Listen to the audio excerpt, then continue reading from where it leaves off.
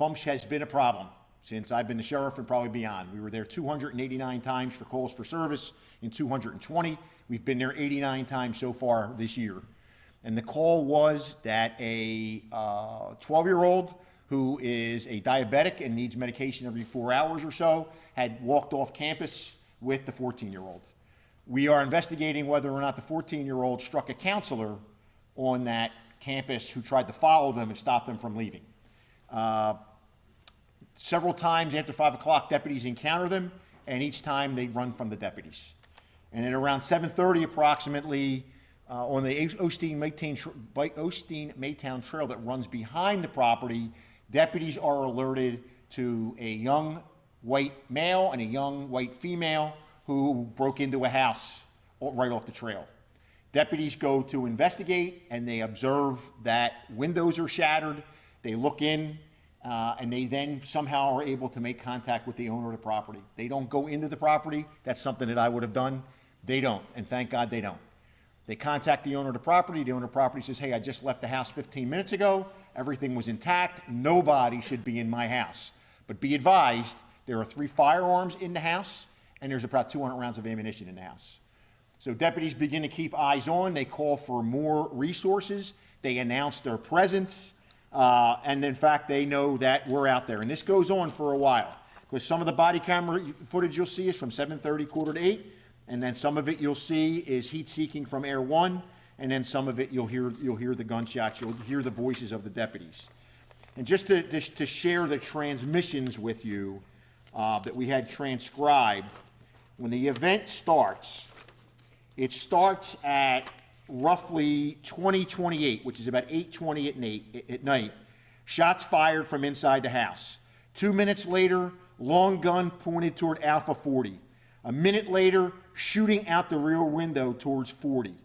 33 seconds later, shooting at Alpha 40 right now. At 20:40, 8:40 at night, juveniles made verbal threats to kill LEO. At 20:41, juvenile female looks like she's loading another firearm. Whoops.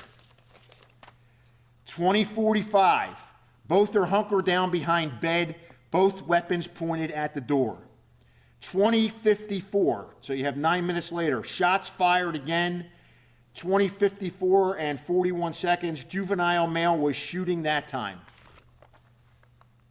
20:58, juvenile female has AKA and shotgun wrapping them around her neck. Juvenile male has pistols in his hand. They're heading toward the front. A minute and 32 seconds later, shots fired again. Juvenile female has pistol, juvenile male has long gun. And then the last transaction was 21:03, which was 9:03. Juvenile female pointing gun behind trash can. LEO shots fired. Juvenile female is down. Juvenile male back inside the house. At that point, I can't tell you how proud I am of everything that went on, what the deputies did. Their heroism, the supervision, their training. They were calling for tear gas. They were calling for any de-escalation tactic. They reached out to our juvenile justice coordinator to find out who they are. Could we get people on the phone to help us de-escalate? At one point, one of the sergeants got up to the window and threw their personal cell phone in and told them to answer the phone. We want to make contact with you. Nothing worked. And once she went down, and you'll see and hear this in the video, to watch the deputies transition after taking fire for 45 minutes or more, they then begin to administer CPR. They then put a tourniquet on. They're calling how to stage to get her out of there, because if those of you saw the property last night, it's a pretty big property. We had everything shut down. And I believe in my heart she's still alive today because of the first treatment she received from the deputies. Obviously, she received great help in hospital care, but those deputies reacting as quickly as they could hopefully have saved her life.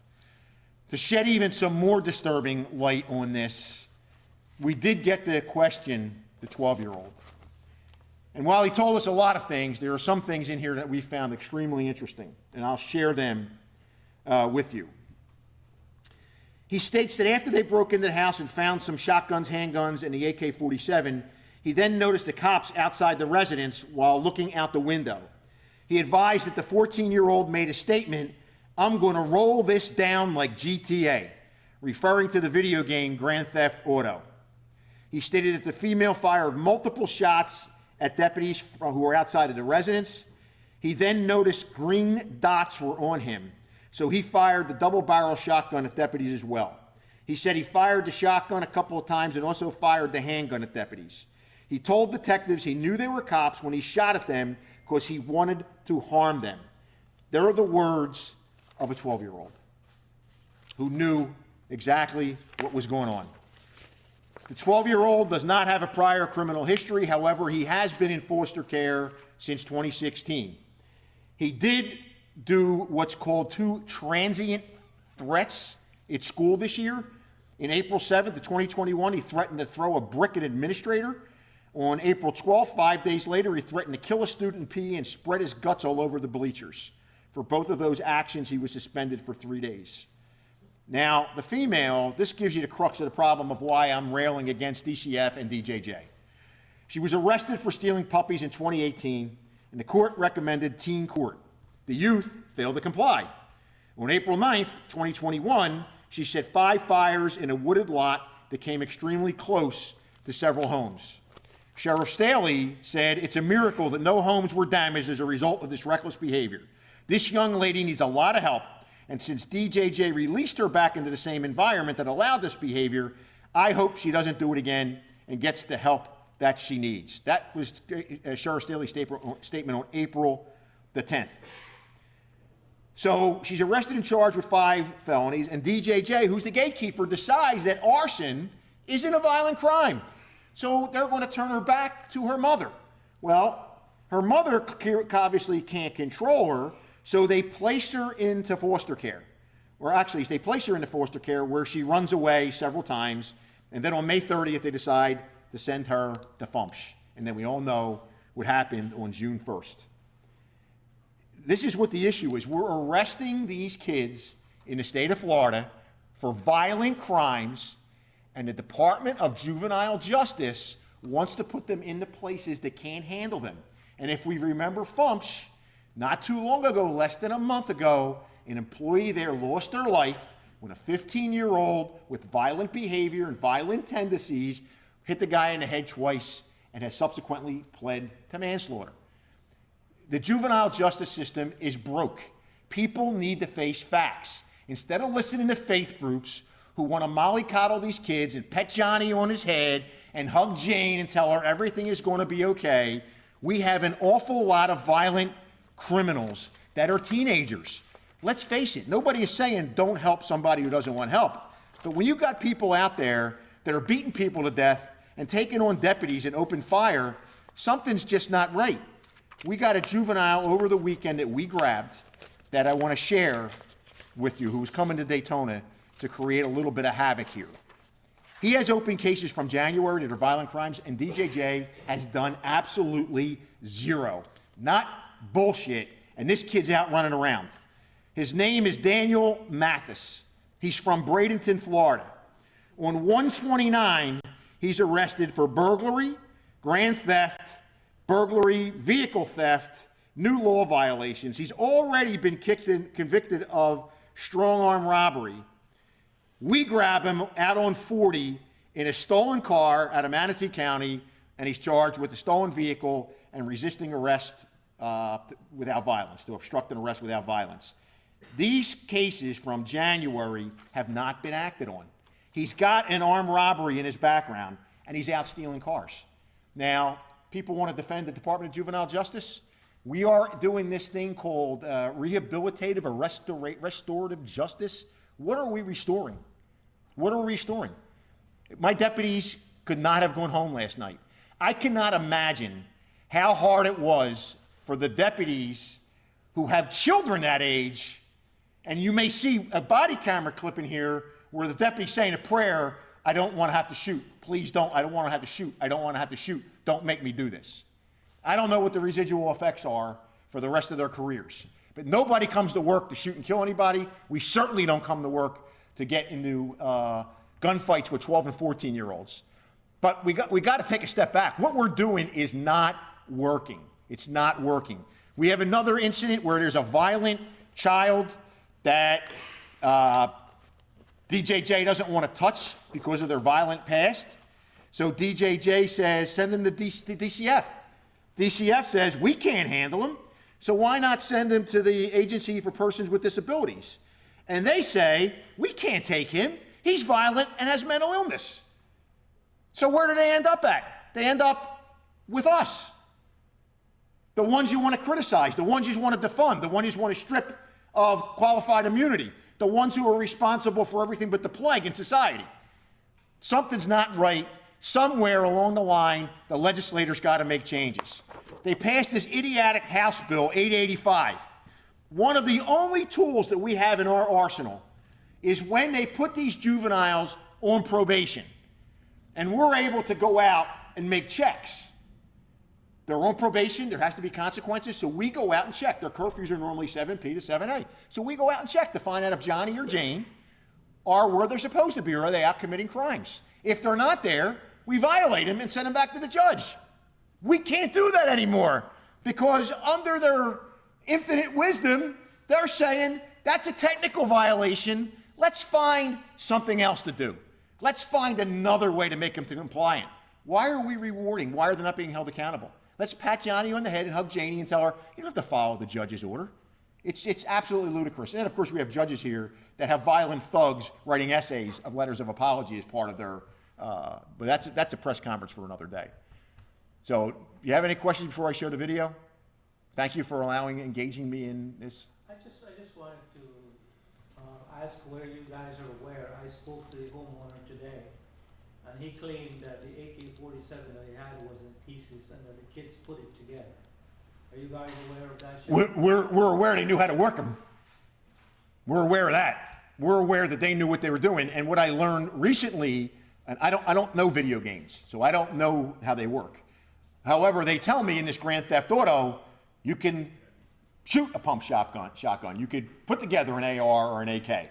And there's tactics that can be used against law enforcement.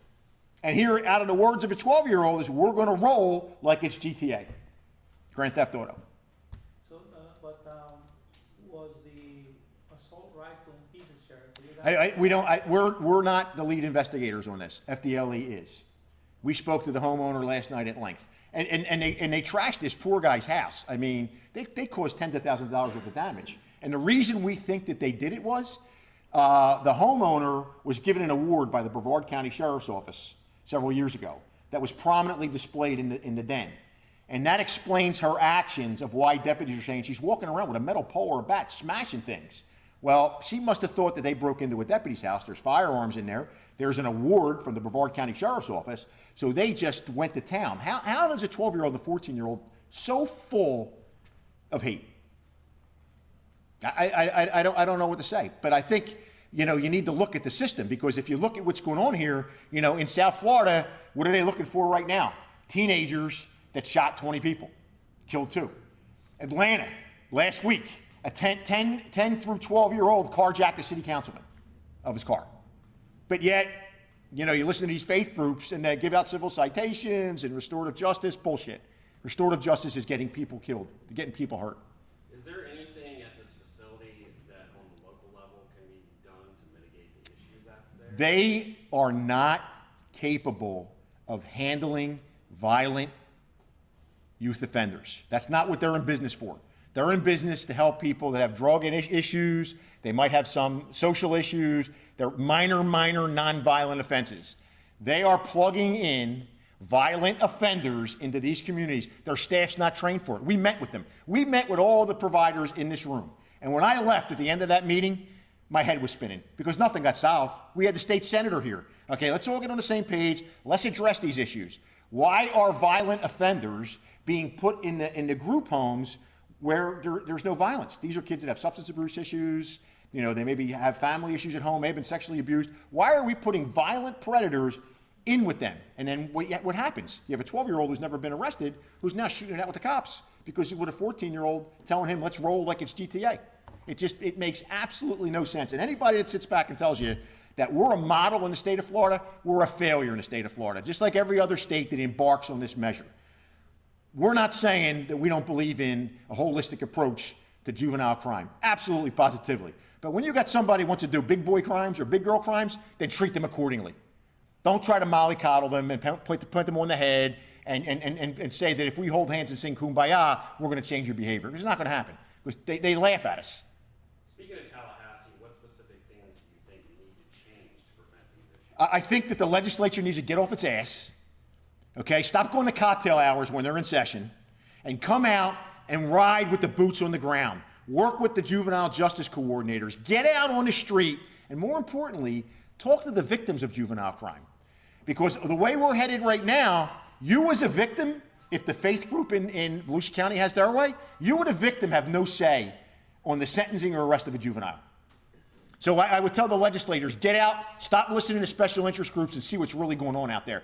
And find out where the money's going that you're giving to all these different groups that nobody talks to one another or everybody says it's not my job to do it. What conversations, if any, have you had with the Department of Justice today as well as other state leaders? I have had zero contact with any other. I have contact with other sheriffs and other police chiefs I've had contact with. But we've had meetings in this room. I mean, our juvenile justice coordinator can tell you. We've met ad nauseum. We've made phone calls ad nauseum that why is this kid with this violent history, case in point, the 15-year-old that killed the guy out there at Fumps, why is he put there? He's got to go somewhere. Well, now the man's dead because he had to go somewhere. Because what the Department of Juvenile Justice will tell you is that look how proud we are. We have X number of kids that we don't commit anymore. Of course, because you send them these low-level facilities that can't handle them. And they send them from different counties in here, too. That group home today admitted to not being able to handle the scope of children that they're receiving, saying that they're going to place a moratorium on their campus emergency shelter care program. Is that enough to fix this or no? No, because it's not just them. You know, when you meet with these providers, they tell you, we can't handle what DJJ's given us. And DJJ, when you go through these lists, you ask yourself, why aren't these kids being committed? The other thing is the timetable. How the hell do you get a violent juvenile, he's committed for 21 days, and you think he's going to walk out the door and everything's going to be okay? They're understaffed, they're underutilized, they don't have the resources to do what needs to be done, so they just cycle them in and cycle them out. 21 days? What gets accomplished in 21 days? I mean, these kids aren't going to keep their appointments unless they're in a structured facility.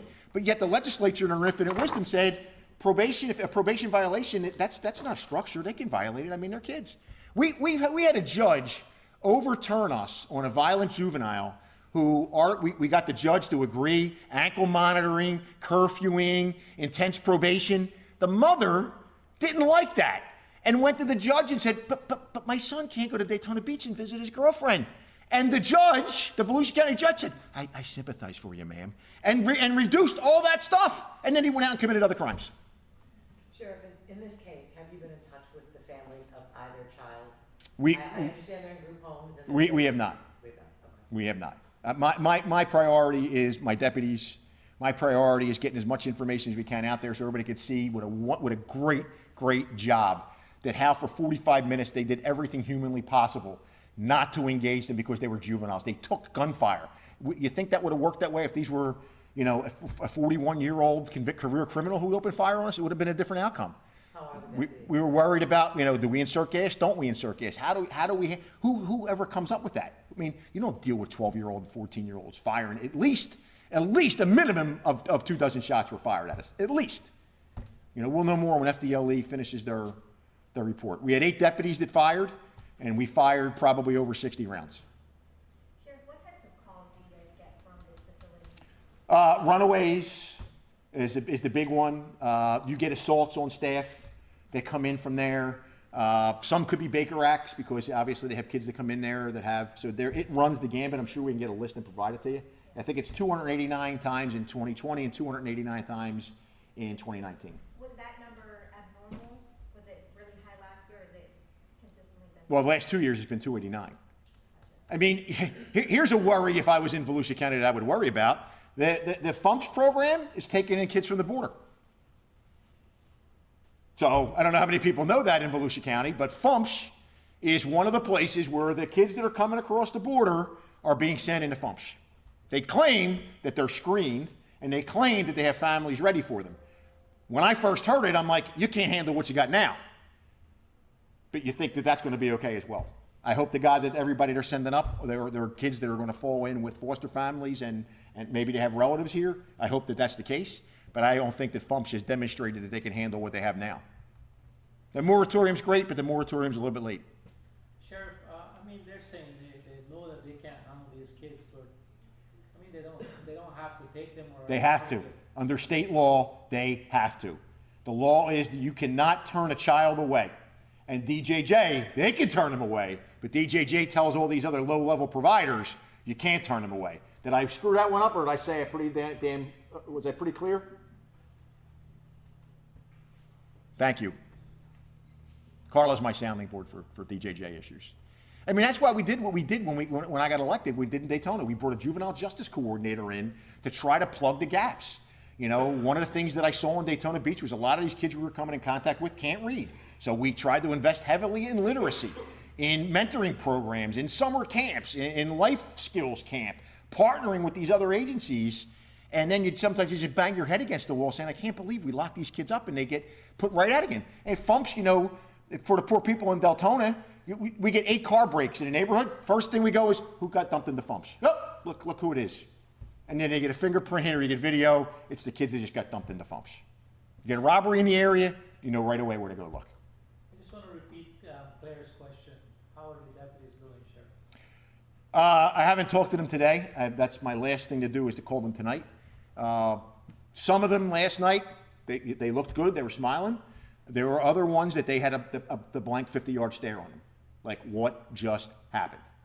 What just happened? And when I met with them, I tried to tell them, you know, look, we can't, they're not allowed to talk to me and tell me what happened, but I wanted them all to know that, you know, this job stinks sometimes. This job stinks. And last night it stunk. But you have a duty and a responsibility to go home to your family. You have a duty and responsibility to follow your training, follow your supervisors, and come up with the best solutions you can when an absolute shitstorm is swirling around you. And they did that. And they went beyond that. And when you see some of the video clips we're going to let go, and when you listen to the calls of what they're trying to do, I don't know where we get such men and women to do this job. And I hope I never find out. And I hope that long line doesn't stop, because you know, we get beat up for everything. We're blamed from everything from the plague to whatever. And I'm not going to stand here and tell you we're perfect, but I can tell you there's an awful lot of great men and women, not only in Volusia County, but around this country, that wear a badge, who try to do the best every single day that they can, knowing that something like this can happen and that there's a good possibility that they might not go home. Just another question, Sheriff. You said deputies fired like 60 shots. We know that what happens is they're placed on administrative leave. How many deputies are on administrative leave? 8. There's 8 deputies that are on administrative leave, pending the outcome of the investigation and whatever else we do. You know, my number one concern for them right now is they need to decompress. That's what they need to do. Spend a little bit of time with their family, decompress, put this in the focus, and then we'll deal with their mental and physical well-being, and then we'll slowly start to bring them back into the fold. Sheriff, you mentioned the award from the Volusia County Sheriff's Office displayed in the den. Prior to entering that home, these teenagers did not know about that. Did not know. They did not know at all. They didn't know anything. They do know that they were on the property, according to the 12-year-old statement, because they do see the homeowner and his daughters leave. He says that to the detectives. We saw the homeowner leave, and he did. They left to go to Publix. Him, and fortunately, he had his 2 daughters with him, and one of the daughters wanted to stay home. And he said, no, you're coming. We're going to run the Publix. We'll be right back. Can you talk about, I'd imagine some of these deputies are dads, what kind of toll it takes on them to having to respond to a situation like this, especially I've been doing this 34 years, and thank God I never had to ever had anything like this in my career. I can tell you that when we had those 2 teenagers killed on I-4 around Christmas time, that some of my biggest, strongest, bravest, hardest working, compassionate deputies cried like little kids. To go walk up to that SUV and have to cut those kids out and cut one of them out, or 2 of them were dead, and one was alive, and to look at their faces, and then afterwards when we went to meet with the family, to watch these big, strong officers just melt down, it makes you realize how human you really are. And Last night when I went out to see them, the 8 of them were in a room together having pizza and some water before they had to take a pee test. And when I looked at each one in the eye, you could see some of them were, okay, this is my job. There were others that it was, you can just look in their face and know they're going to have a problem. They're going to have a problem moving forward. Just to follow up on that question, Sheriff, when a situation like this happens, what type of counseling is available for the deputies? They get immediately counseled that night. That night, we have what's called a critical stress debriefing team. And they go in, and it's made up of active law enforcement, it's made up of retired, it's made up of vets, it's whatever the person who's involved in that critical incident deems that they would like to talk to. That's the first step. Then obviously they have to go, we mandate them after a while to go down to see a psychologist to talk, and then we get an evaluation from there, and then we depend on their peers is a big input for us. You know, how is that deputy responding? You know, I worked with a guy who was in a bad shooting. When I mean bad shooting, he had to shoot and kill somebody he didn't want to kill. And it took us 9 months to realize he would come to work with his gun unloaded. I mean, we didn't realize it. He was acting kind of strange, and then something happened, and they realized his gun was unloaded because he didn't want to kill anybody. He still wanted to be a cop, but he thought it was better off for him to die than it would be to kill somebody again. So every human being reacts differently. You know, for me, I've been in 2 shootings. Thank God I'm a bad shot. I didn't kill anybody. But there are other people that just because you're wearing a badge and a gun and you get in a shootout doesn't mean that I go home and I'm so proud of myself I killed somebody. I mean, I have yet to meet a deputy or a police officer like that, ever. Is there a time frame of treatment after that initial debriefing?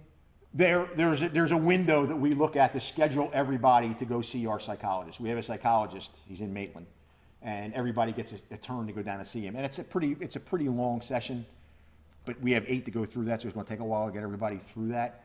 And then again, you can follow up as much as you want. We go based on what the first 2 initial debriefings are. And unfortunately, you know, these are things that don't settle in right away. They could be years later, just like we know from vets. You know, they come home, they're hopefully functional human beings, and several years later, the train goes off the tracks because everything caught up to them. You know, and for us, the big thing is to let the adrenaline, let everything calm down. You know, because they're worried, and everybody's worried. Did I do everything right? What's the media going to say about me? What are people going to think? I shot a 14-year-old? What's going to happen to me? What's going to happen to my family? So that's why I think it's important to get this information out there and discuss some of the other issues that are going on. I could not be, and I mean this, I can't be any more proud of the deputies and the supervision. You know, when you talk about de-escalation, when you talk about some of the bad things that you see happen around the country, it's a failure to train. It's a failure to have proper supervision. We had proper supervision out there last night, directing everything, making the best decisions possible on the fly. They were trained in those tactics of time, distance, and cover. They were trained under those things. You have been listening live to Volusia County Sheriff Mike Chitwood giving us an update on the deputy-involved shooting involving a 14-year-old girl and a 12-year-old boy. We have the body camera video of that dramatic shootout that the sheriff has been referencing, and we will play it for you coming up on Fox 35 News at 5. Now, back to programming.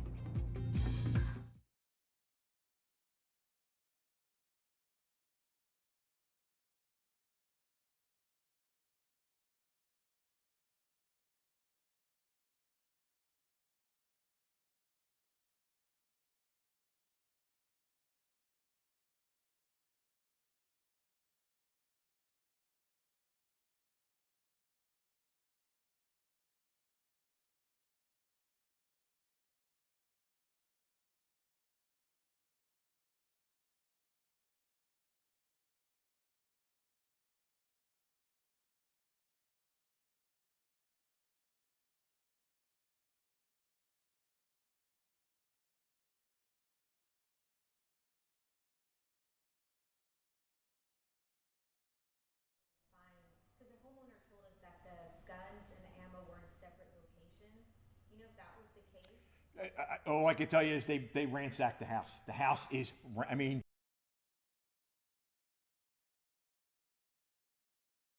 the entire house was ransacked and destroyed. There was not a drawer left open. Everything was moved. Beds, clothing were thrown. I mean, they ransacked the man's home. Do you know if the guns were secured? I don't believe they were. I think they were loaded. Well, although, you know, Patricio's saying that the homeowner said that the AR or the AK was disassembled. I don't know. We didn't interview him other than he came in and, you know, had pizza with us and, you know, told us how grateful he was for the quick response by us. And, you know, but FDLE will interview him more in depth. But he's a citizen inside of his own home.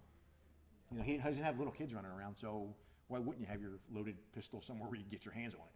I was just remembering a question that came up here on a news meeting this morning. They were questioning the fact that AK-47s are illegal, Sheriff. Is that the case? You can go and buy an AK-47 or an AR-15 if they have them in stock. You can go buy one. It's not illegal to buy them. We have target shooters, if that's what they shoot, AR-15s. You can go buy them. Prior to last night, did sheriff deputies have any comment at all with a 14-year-old? Deltona deputies did because they arrested her in 2018 for the larceny of the puppies, which was her first foray. My last question. Yes. Update on the girl? The last update was she was in critical but stable condition at Arnold Palmer. They took her to CFR. They stabilized her and they airlifted her down to Arnold Palmer. And of course, none of us want to see anything bad happen. None of us. You know, the deputies that return fire, the minute they could secure that scene, they're screaming for. You'll see this in here, screaming for a medical kit, screaming for a tourniquet, talking about how we got to get her out of there. How can we get her out to rescue? What does that mean, Sheriff? That she's not going to die, critical but stable? I don't know, Patricio. I know that none of us want to see her die. I think it would be. I'm not a medical person, but I mean, to say she's out of the woods, she wouldn't be out of the woods, especially being shot in vital areas.